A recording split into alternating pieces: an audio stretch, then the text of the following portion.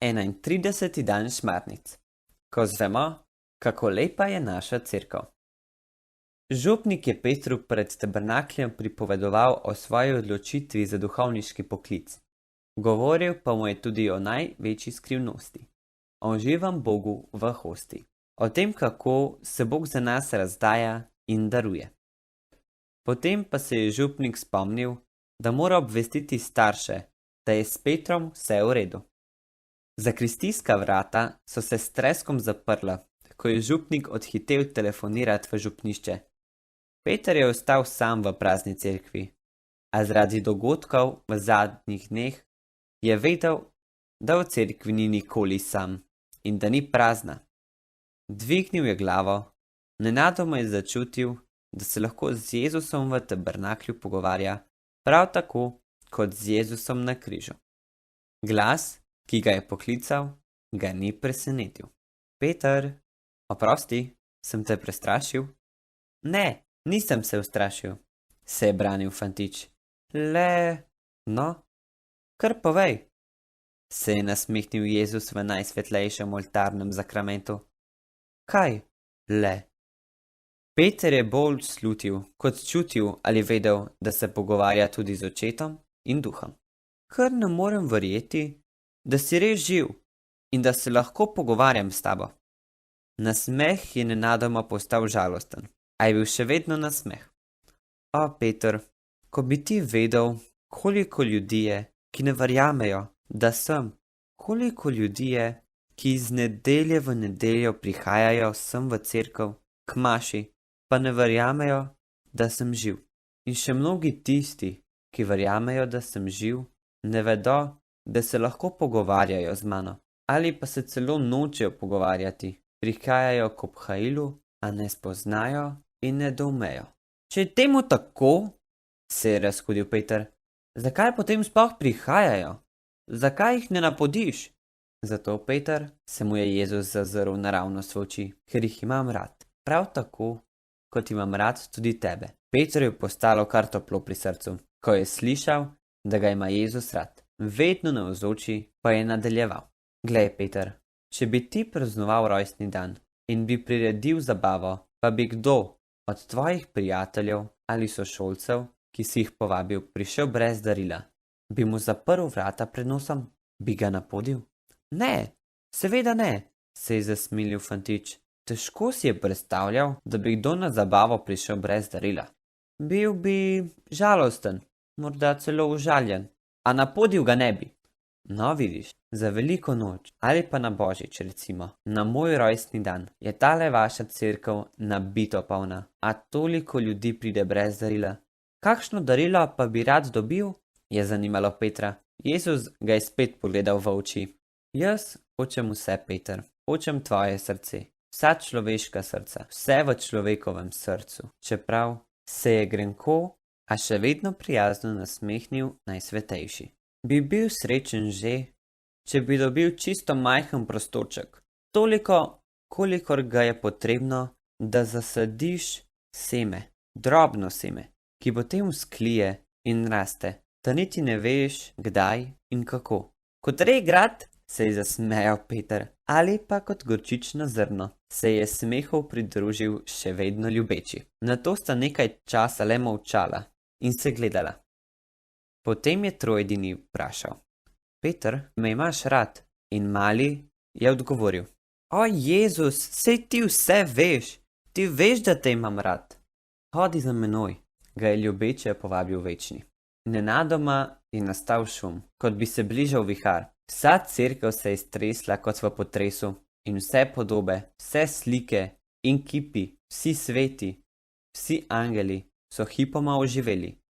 Vsa cerkev, večna in živa, večno živa, je slavila vsemogočnega.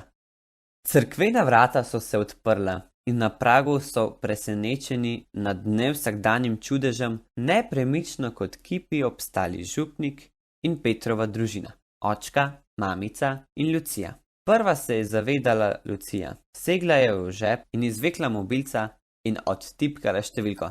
Stara, ne boš verjela, kje sem. V cerkvi. A kaj dogaja? Vse je živo. V cerkvi Je vse živo. Tedaj jih je opazil tudi Peter. Skočil je k očku in mamici, jo objel in navdušeno vprašal: A vidita? Mi zdaj verjameta? Mamica ga je pobožala po skuštrni glavi. Verjameva, Peter, seveda ti verjameva. In tudi očka, ves prevzet od nebeške množice, je rekel: Verjameva. Peter pa se je ves srečen obrnil še k župniku. A ni lepa naša cerkev, gospod župnik? In župnik, moder mož, ki bi bil menda dober tudi za papeža, je rekel: Lepa je, ker je živa.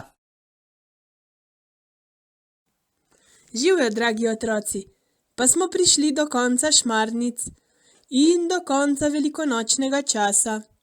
Danes so namreč binkošti, dan, ko je Jezus poslal Svetega Duha. Naša današnja naloga bo kuharska. Izdelali bomo slastnega golobčka, ki se mora, tako kot mi, prekaliti v ognju, ki žge. Potrebujemo 30 dekagramov mehke moke, 2 rumenjaka, ščep soli, 1 vaniljev sladkor, 1 suhi kvas, 5 dekagramov sladkorja, 2,5 decilitra mlačnega mleka in 5 dekagramov stopljenega masla oziroma olja. V posodo najprej presejemo moko.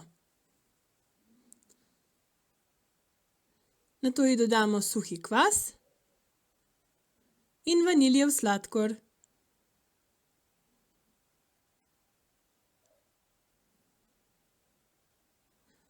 Sol premešamo kar v mleko ter vse skupaj polijemo noter. Dodamo še sladkor in rumenjaka ter pričnemo gnesti z roko. Ko že malce pregnetemo, dodamo še olje ter gnetemo do lepe gladke mase. Ko je hlebček končan, ga pokrijemo za 30 minut, da lahko mirno vzhaja.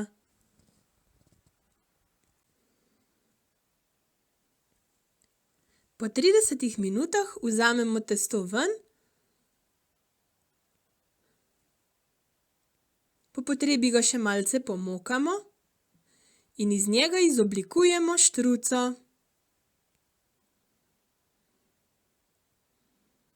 Pripravimo si tudi rozine, brusnice ali koščke čokolade za oči. Odrežemo dolg, enakomeren kos testa.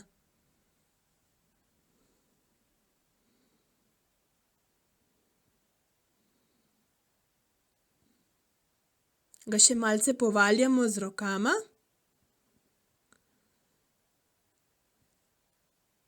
ter iz njega izoblikujemo golobčka. Naredimo samo en tak vozel. Če ima predolg repek, ga lahko malce odrežemo ter ga oblikujemo s škarjami. Za očke pa dodamo rozine, brusnice, koščke čokolade. In naš golobček je skoraj končan. Naše golobčke nato postavimo v pečico, ki je ogreta na 180 stopinj in sicer za približno 15 minut. Takole, naš golobček je končan. Naj vam da krila in ognja, dragi otroci, da boste pogumno oznanjali še naprej. Dragi otroci, za zaključek današnje in tudi letošnje šmarnične pobožnosti skupaj zmolimo še sklepno molitev. V imenu Očeta in Sina in Svetega Duha. Amen.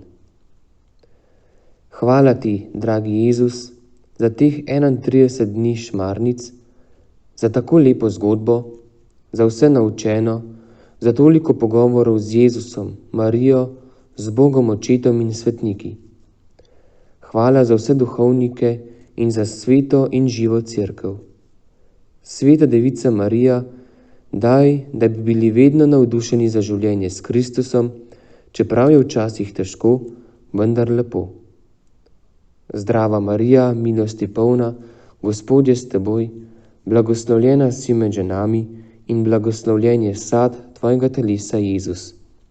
Sveta Marija, Mati Božja, prosi za nas grešnike, zdaj in ob naši smrtni uri. Amen. Slava Očetu in Sinu in Svetemu Duhu, kakor je bilo v začetku, tako zdaj in vselej in vekomaj. Amen.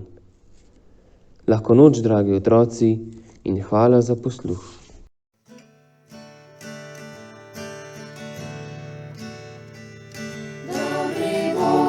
Hvala ti za ta današnji dan, ki z ljubeznijo zapisal si ga v svojo dlan. Blagoslovi naš počitek, zdaj gremo vsi spat in hvala ti, ker nas imaš neskončno rad.